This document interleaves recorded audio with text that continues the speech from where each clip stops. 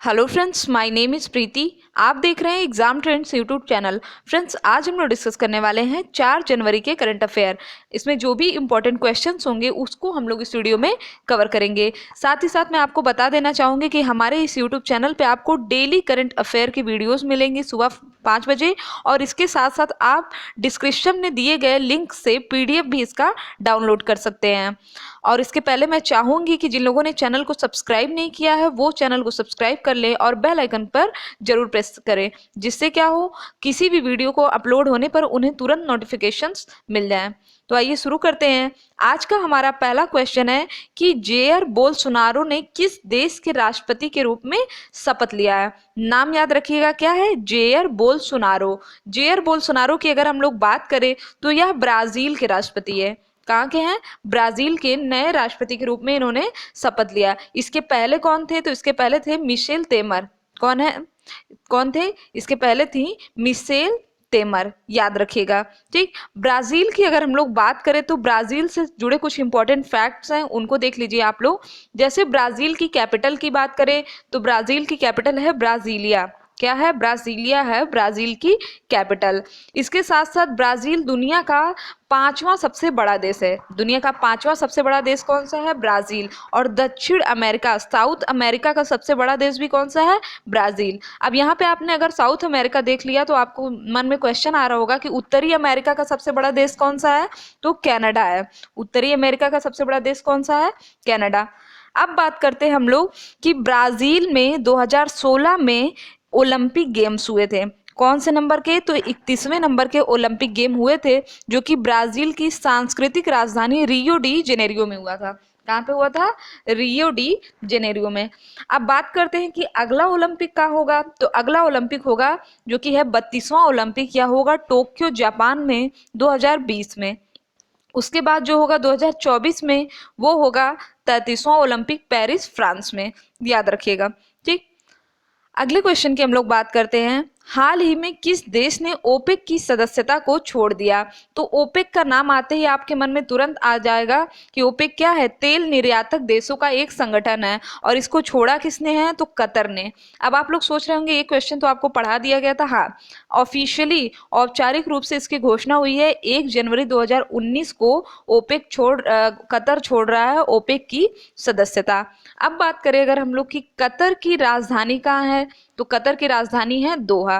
देखिए आपका बेनिफिट क्या है? बेनिफिट ये है कि जब भी आप यहाँ पे करंट अफेयर पढ़ेंगे तो आपको जो स्टैटिक जीके के टॉप क्वेश्चंस होंगे जो अक्सर एग्जाम में पूछे जाते हैं वो भी यहाँ पे बता दिया जाएगा।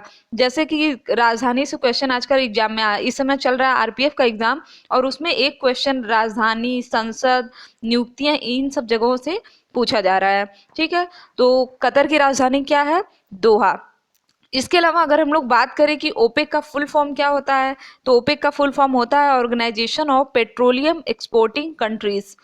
ठीक, ओपेक में 2022 में फीफा वर्ल्ड कप होगा। फीफा वर्ल्ड कप 2022 में कहाँ होगा? कतर में होगा। कहाँ पे होगा? कतर में होगा फीफा वर्ल्ड कप 2022, याद रखिएगा। अगला क्वेश्चन है हमारा, अमिताभ चौधरी को किस बैंक का MD और CEO बनाया गया है? तो अमिताभ चौधरी को एक्सिस बैंक का MD और CEO बनाया गया है। अमिताभ चौधरी से आप एक और याद कर लीजिए, अमिताभ घोष। ठीक, अमिताभ घोष को ज्ञानपीठ पुरस्कार दिया गया है 2018 को, और पहली बार ऐसा हुआ है कि अंग्रेजी लेखक को, किसी भी अंग्रेजी लेखक को ज्ञानपीठ पुरस्कार दिया गया है। नेक्स्ट हम लोग बात करते हैं, भारतीय प्रतिस्पर्धा आयोग ने किसे अपना सचिव नियुक्त किया गया है? तो PK सिंह को। किसे नियुक्त किया है? PK सिंह, मतलब प्रमोद कुमार सिंह को अपना सचिव नियुक्त किया है। इसके साथ साथ कुछ और इम्पोर्टेंट अपॉइंटमेंट्स हैं जो आपको जानना चाहिए। जैसे कि अगर हम लोग बात करें कि मुख्य सूचना आयुक्त किसे बनाया गया है? सुधीर भार्गव को। किसे बनाया गया है? सुधीर भार्गव को मुख्य सूचना आयुक्त बनाया गया है। मुख्य चुनाव आयुक्त किसे बनाया गया है? तो सुनील अरोड़ा को। यूपीएससी का चेयरमैन किसे बनाया गया है? तो यूपीएससी का चेयरमैन बनाया गया है अरविंद सक्सेना को। ये थे हमारे इंपॉर्टेंट अपॉइंटमेंट्स। ठीक, इसके अलावा जो 5 राज्यों में विधानसभा चुनाव हुए हैं तो मैं बार बार आपको पढ़ाती हूँ। ठीक, बताइए मिजोरम का किसे बनाया गया है CM?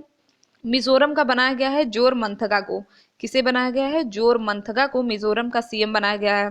मध्य प्रदेश का कमलनाथ जी को बनाया गया है, छत्तीसगढ़ का भूपेश बघेल को बनाया गया है, राजस्थान का अशोक गहलोत को, और तेलंगाना को बनाया गया, तेलंगाना का सीएम बनाया गया है चंद्रशेखर राव, जो कि इसके पहले भी तेलंगाना के सीएम थे। तेलंगाना की अगर हम लोग बात करें तो तेलंगाना हाई कोर्ट के पहले चीफ जस्टिस किसे बनाया गया है, तो टीबी राधाकृष्णन को। ठीक है, किसे बनाया गया है, टीबी राधाकृष्णन।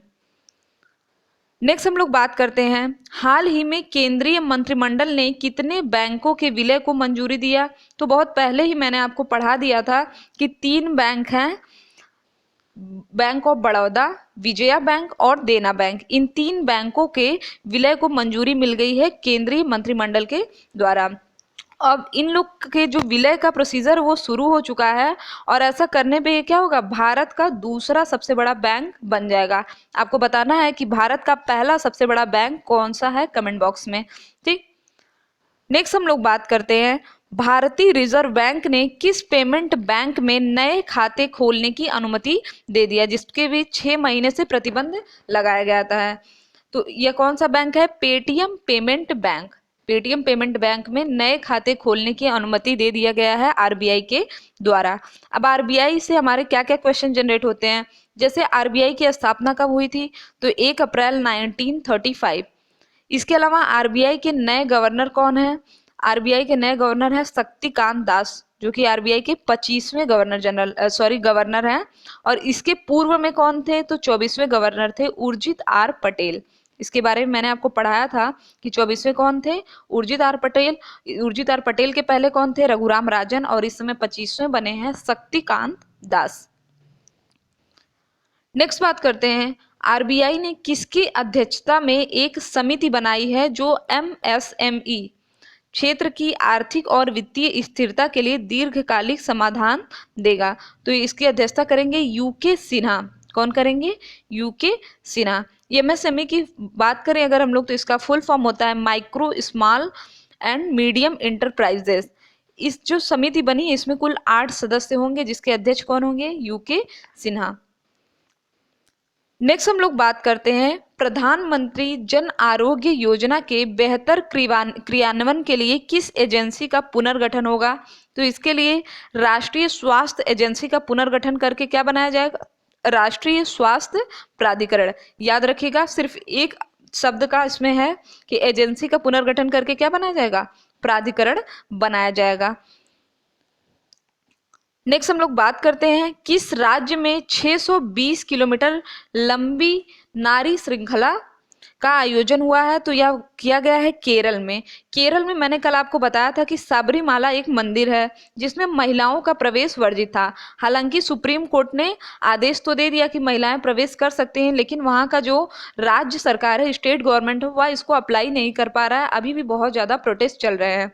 तो इसी के अगेंस्ट, क्योंकि महिलाओं को प्रवेश अभी भी नहीं दिया जा रहा है, इसके लिए 30 लाख महिलाओं ने मिल करके क्या किया था, एक नारी श्रृंखला की शुरुआत किया। ठीक, सबरीमाला मंदिर में प्रवेश ना पाने के अगेंस्ट।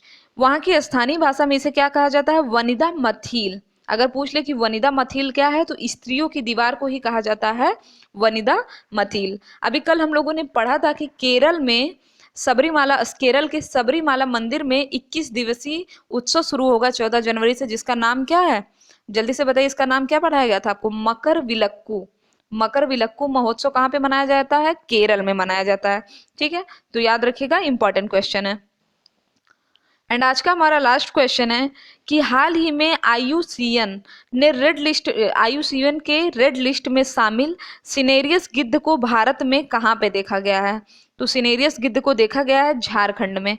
कहाँ देखा गया है, झारखंड के हजारीबाग में। अगर हम लोग बात करें तो यह गिद्ध कहाँ पे पाया जाता है, यूरोप और एशिया के पहाड़ी क्षेत्रों में। इन गिद्धों के सिर पर हुड होता है। ठीक, आईयूसीएन क्या करता है, रेड डेटा लिस्ट जारी करता है, जिसमें जो भी संकटग्रस्त जीव हैं उनके लिस्टिंग की जाती है आईयूसीएन के रेड बुक में। ठीक, तो आज के लिए बस इतना ही। अब हम लोग रिवाइज करेंगे कल के हमारे कौन कौन से इंपॉर्टेंट क्वेश्चंस थे, और आप लोग को देखना है कि आपको कितने क्वेश्चंस याद हैं। जैसे अगर हम लोग बात करें तो कल हम लोगों ने पढ़ा पहला क्वेश्चन कि तेलंगाना हाई कोर्ट के पहले मुख्य न्यायाधीश कौन बने। इसके पहले मुख्य न्यायाधीश बने हैं टीबी राधाकृष्णन। कौन बने हैं? टीबी राधा कृष्णन। इसके अलावा रेलवे बोर्ड के नए चेयरमैन कौन बने हैं? तो रेलवे बोर्ड के नए चेयरमैन बने हैं विनोद कुमार यादव। कौन है? विनोद कुमार यादव। इसके पहले कौन थे? इसके पहले थे अश्विनी लोहानी। अगला हमारा कृषक बंधु योजना कहाँ शुरू की गई है? तो पश्चिम बंगाल में शुरू किया गया था कृषक बंधु योजना। फिर था हमारा कि मकर विलक्कू महोत्सव कहाँ पे मनाया जाता है? तो केरल में मनाया जाता है मकर विलक्कू महोत्सव। फिर था हमारा कि अंतरराष्ट्रीय चावल अनुसंधान संस्थान ने अपने दक्षिण एशिया क्षेत्र की शुरुआत कहाँ पे किया है? तो वाराणसी भारत। वाराणसी भारत में मैंने आपको और भी बताया था कि अलकनंदा जो एक लग्जरी क्रूज है उसकी शुरुआत कहाँ पे की गई है? वाराणसी में। इसके अलावा मल्टी मॉडल टर्मिनल प्रोजेक्ट का उद्घाटन भी वाराणसी में हुआ है। फ्रेट विलेज भी कहाँ पे बनाया जाएगा? वाराणसी में। नेक्स्ट हम लोग बात करते हैं यूनेस्को की सदस्यता त्यागने वाले 2 देश कौन से हैं? तो यूएसए है और दूसरा है इजराइल। इन दोनों ने क्या किया है? यूनेस्को की सदस्यता को त्याग दिया है। अगला था हमारा कि इसरो ने हाल ही में कौन सा प्रोग्राम लॉन्च किया है? तो विद्यार्थियों से संवाद, संवाद विद स्टूडेंट्स। तो विद्यार्थियों से संवाद किसने लॉन्च किया है? इसरो ने लॉन्च किया है। एंड कल का हमारा लास्ट क्वेश्चन था कि डीआरडीओ दिवस कब मनाया जाता है? यह मनाया जाता है 1 जनवरी। 1 जनवरी 1958 के दिन क्या हुआ था? डीआरडीओ का गठन हुआ था। तो ये थे हमारे इंपॉर्टेंट क्वेश्चन। इसके साथ साथ मैं चाहूंगी कि जिन लोगों ने अभी तक चैनल को सब्सक्राइब नहीं किया है वो चैनल को सब्सक्राइब कर लें और आपके जितने भी एजुकेशनल ग्रुप हो आप लोग वीडियो को जरूर शेयर किया करिए, ठीक। और साथ ही साथ अगर आपके वीडियो पे ऐड आते हैं तो ऐड को स्किप मत किया करिए, ऐड को पूरा देखा करिए और बेल आइकन पर जरूर प्रेस कर लिया करिए क्योंकि लोग कहते हैं कि मैम नोटिफिकेशन नहीं मिलता है। अगर आप लोग बेल आइकन पर प्रेस करेंगे तभी आपको नोटिफिकेशंस मिलेंगे। तो आज के लिए बस इतना ही। Thank you friends, thank you so much.